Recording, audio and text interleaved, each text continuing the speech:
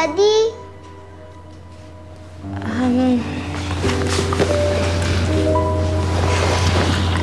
Anak, kasi nagkaroon ng press launch yung kumpanya nila.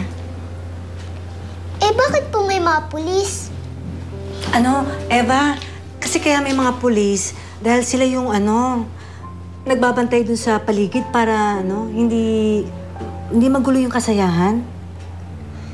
Mami, pwede ko po ba ulit buksan yung TV? Gusto ko po kasi ulit makita si Daddy. Huwag muna, anak, ha?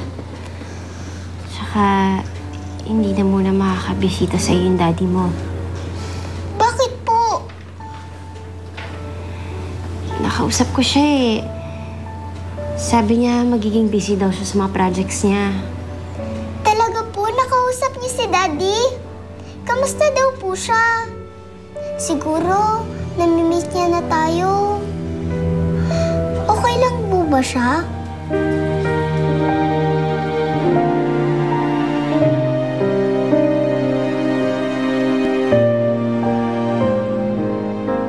Basta, Felix. Sa dinami-dami ng lilikuan mo, dito rin pala tayo magkikita. Ngayon,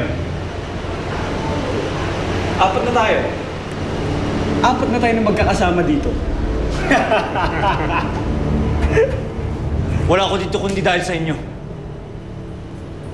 Gago ka rin eh, no? Matapos ka mag-enjoy, maninisi ka pa?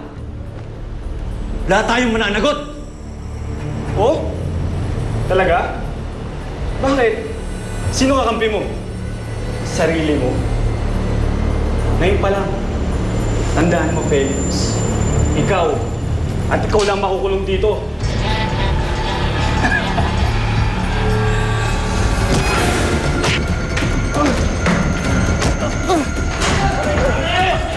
Ben! Sinaulo ka!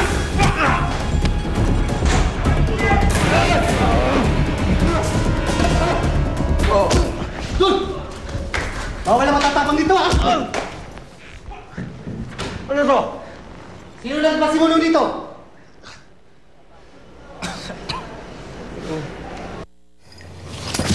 So, paano yan?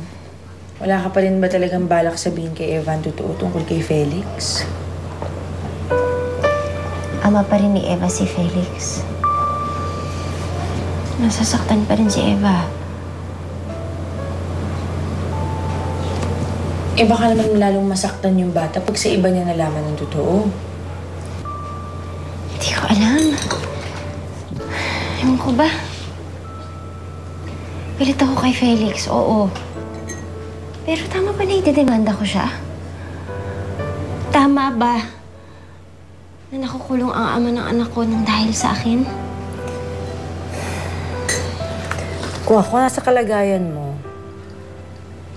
alam mo mas pipiliin ko ang magpatawad. Nay, hindi naman yata pwede yun. Ngayon pa ba tayo titigil kung kailan nakakulong na si Felix? Tsaka baka nakakalimutan nyo, ha? Ilang beses na nagsinungaling yun. Melissa, let me explain. Magpapaliwanag ako sa'yo. Nang ano? Nang isa na naman kasinungalingan? Felix, sinabi mo sa akin na ipinagtapat mo na ang lahat. Pero sinungaling ka! I have no choice. Kailangan ako ng anak natin. Tama ka, Ami. Ngayon pa lang ako nag-uumpisa maningil kay Felix. Pero meron ako isang pakiusap sa inyo. Kung pwede sana, huwag muna natin to ipailam kay Eva. Hindi ko siya kaya makita na sasaktan.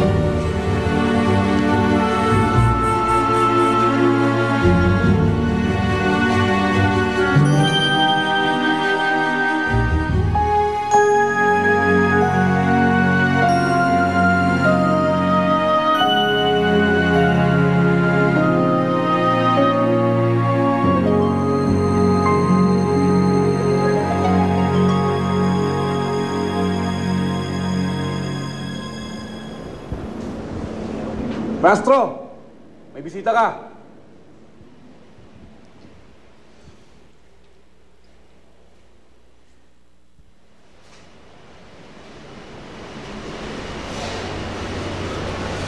Alberto?